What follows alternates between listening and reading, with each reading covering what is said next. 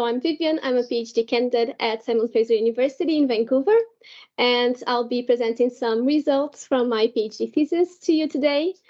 And I'll also mention my supervisor. So John Axon is my supervisor at SFU, and Elizabeth Ditchke is also in my supervisory committee. So I'll start the presentation by giving you some background on a theory that guides my conceptual framework, which is called automobility theory. And then I'll get into the research questions and methods for my 3 studies. And I'll spend most of the presentation going over the results of 2 studies more specifically. And I'll end with some overall conclusions.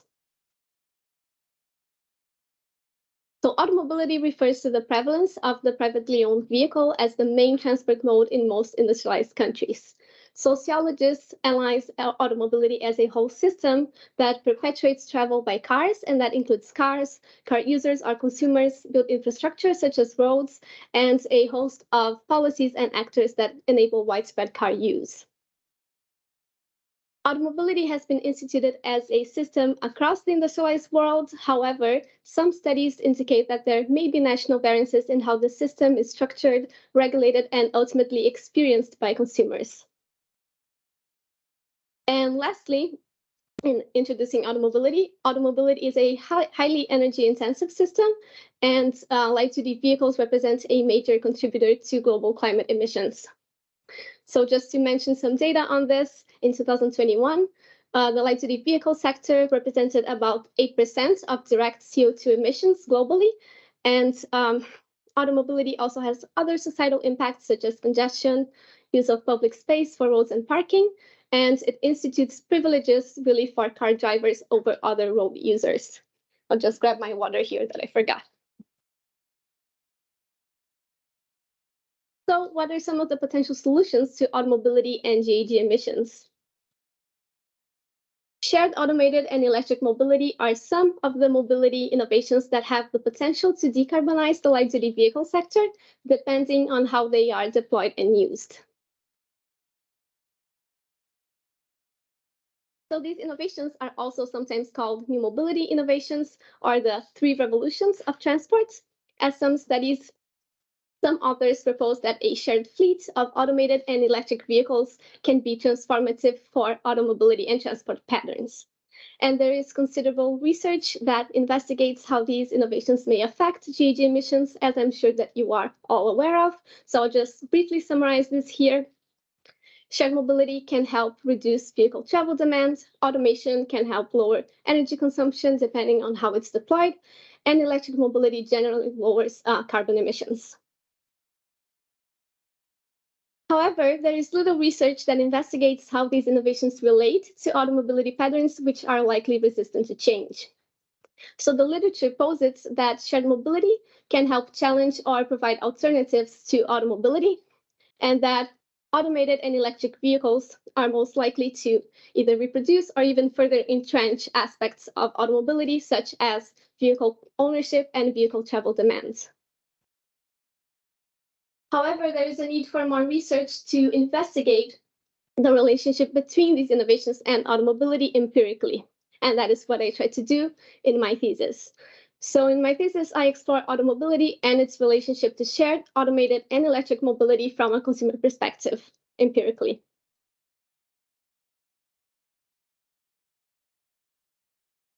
And for that, I apply a conceptual framework of consumer engagements with automobility. So as I was saying before, automobility is a socio-technical system that involves a variety of actors, such as the automotive industry, policymakers, and transport providers. And in my thesis, I focus on the micro level of one such actor within the system, that being the individual consumer. And I investigate how consumers perceive and engage with aspects of the automobility system related to car ownership and use. So this framework is based on a literature review of studies of automobility studies and consumer research, and it compiles themes from this lit review into 7 proposed constructs of consumer engagement with automobility, exploring 1, preferences for car ownership and openness to car sharing; 2, a subjective measure of car dependence; 3, preferences for residential location; 4, emotions attached to driving a car. 5, whether car ownership is associated with self-identity and status expression. 6, social norms of travel in social circles, so which travel behaviors are perceived as typical in social circles. And 7, perceptions of car use impacts. And my thesis broadly explores these 2 research questions. So 1, how do consumers engage with and perceive automobility? And 2, how does then automobility engagement relate to consumer response to new mobility innovations? And I'll give you a broad overview of what I've done so far. So I investigate these 2 research questions using a mixed method approach. So I combine the use of quantitative and qualitative methods. In my first study, I developed a scale that investigates those 7 proposed constructs of automobility engagements and applied it for the first time in a Canadian sample. Then study 2, I compare responses to that scale in Canada and Germany. And the third study is a qualitative exploration of the same framework through semi-structured interviews. And these 3 studies also investigate consumer response to different new mobility innovations. So I'll focus this presentation mostly on the 2 first studies, which have already been published. And I'll just glance over the third study, which is still in progress, being finalized. So getting into the first study, this one was written in collaboration with John and Elizabeth and another PhD student at SFU called Zoe Long. So when I say we, this is who I'm referring to. The main research objective here was to develop and explore the conceptual framework of consumer engagement with automobility by developing a scale and measuring it in a sample of Canadian respondents.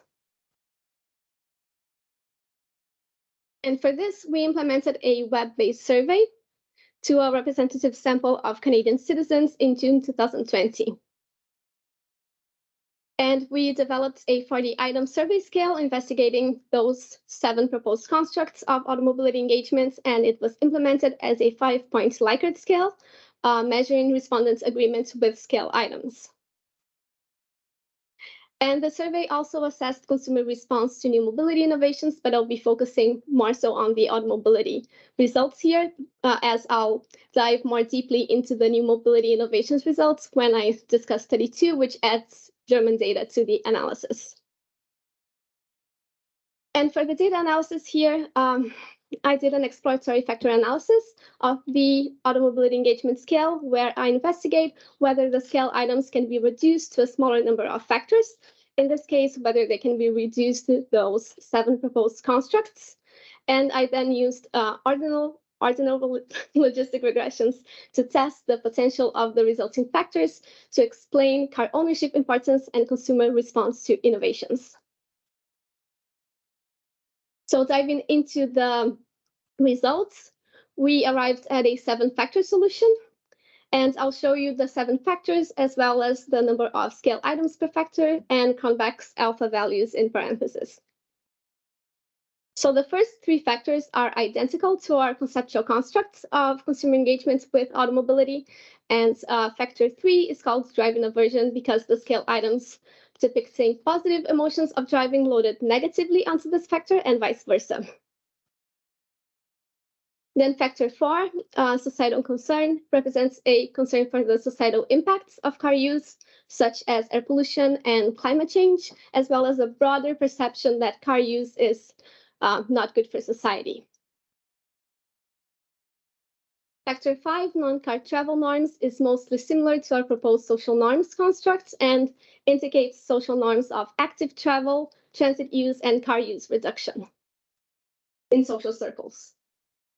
And then our constructs about residential preferences got split into 2 factors, and these were house ownership preference, depicting a preference for owning a home and living away from urban centers, and accessibility preference, which depicts a preference for living in neighborhoods that are walkable and provide easy access to transit and destinations.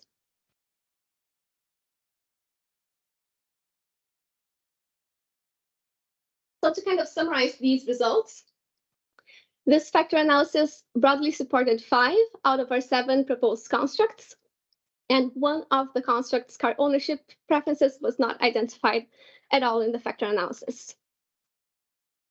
And I then used regressions to test whether these resulting factors are associated with car ownership importance. And car ownership importance here measures how important it is for respondents to own a car.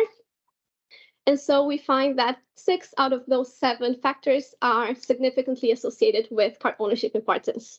And I forgot to say that I use car ownership importance here as an indicator of consumer engagement with automobility.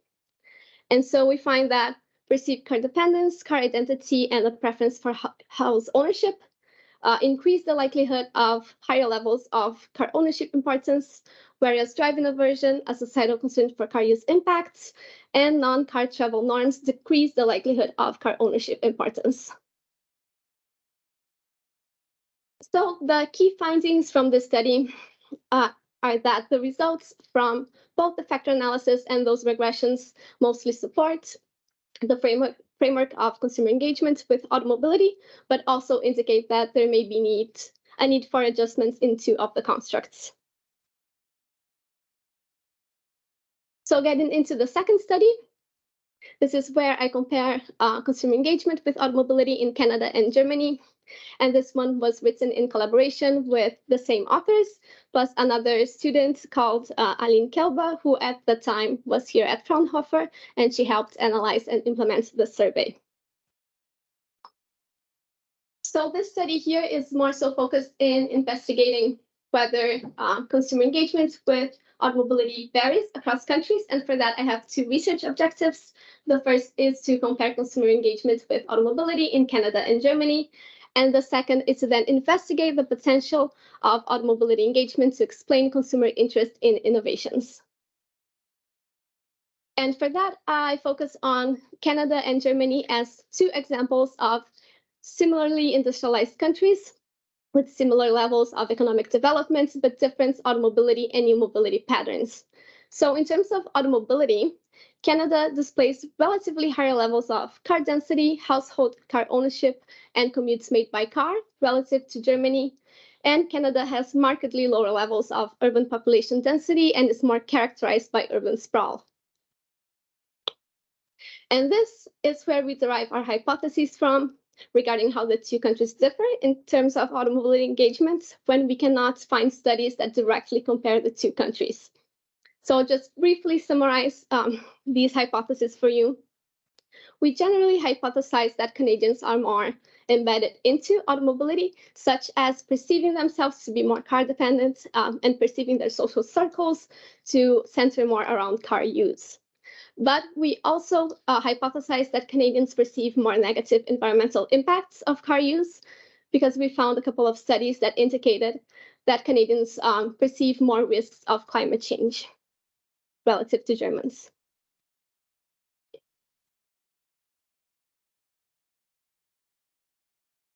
So getting into the survey here, we partially replicated that study 1 survey in Germany in November 2020, also with a representative sample, and we applied the automobility engagement scale again as a 40-item survey scale, so with no changes.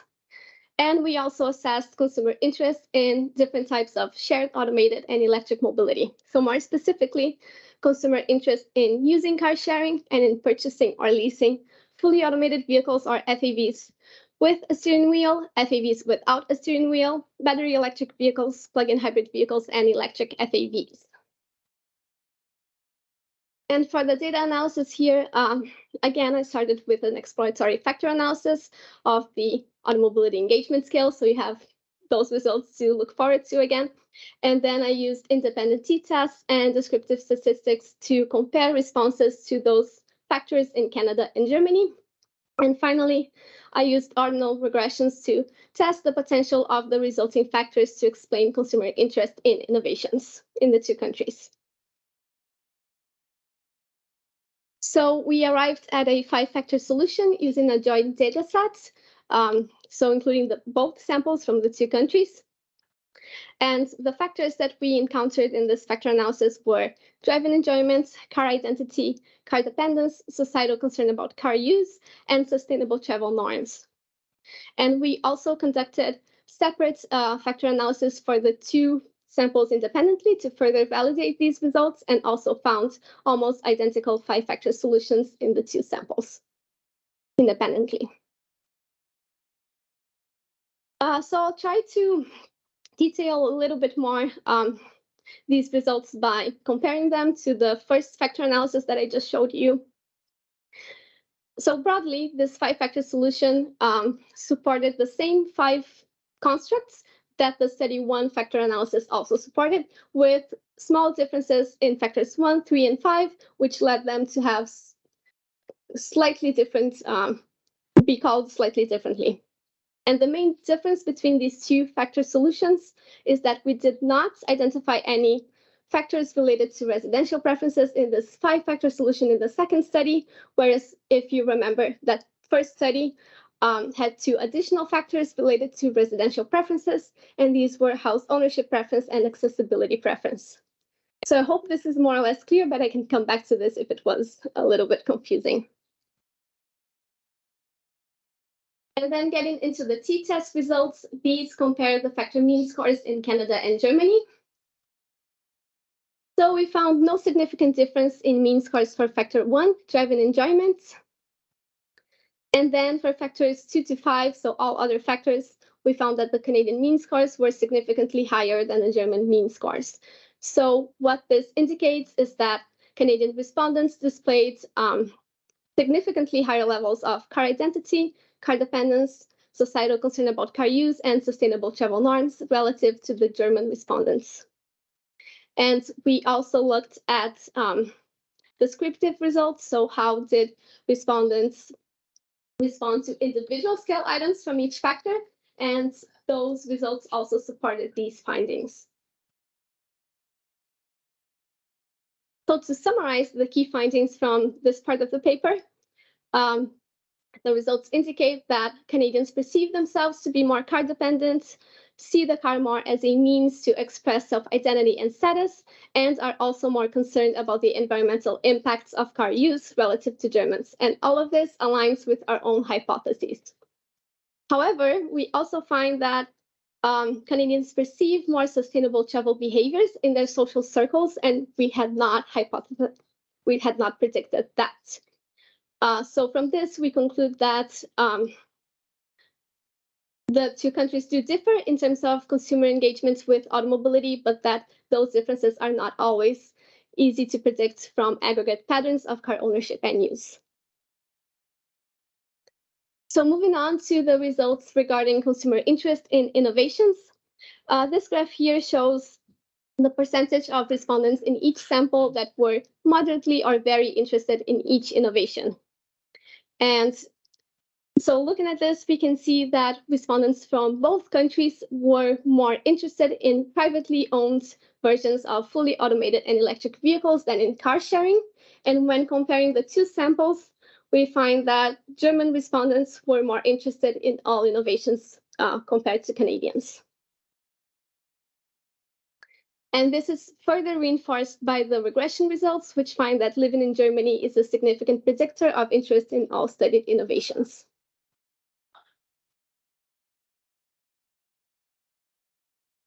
And I'll just clarify this table here before I get into the results. So this table is showing the regression results minus our control variables, which included sociodemographic details and residential areas. And I'm only showing the results that are significant at a 95% level or higher. And I'll just highlight a couple of the results that apply to both samples. So we find that car identity significantly predicts consumer interest in fully automated vehicles in both countries. And this indicates that consumers who are more expressive of identity and status through cars are more likely to be interested in fully automated vehicles. And car dependence and a societal concern about car use impacts are significant predictors of consumer interest in fully automated vehicles and electric vehicles in both countries.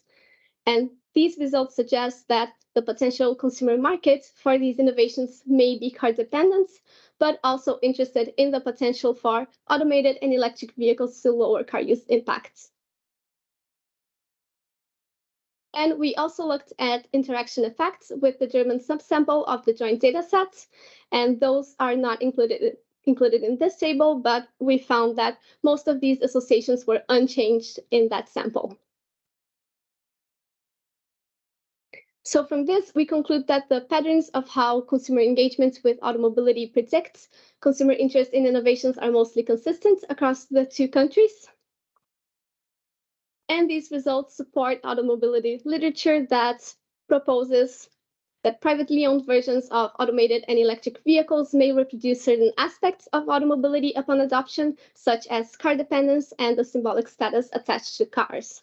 However, our results also indicate that consumers who are concerned about the societal impacts of car use may see these innovations as potential solutions.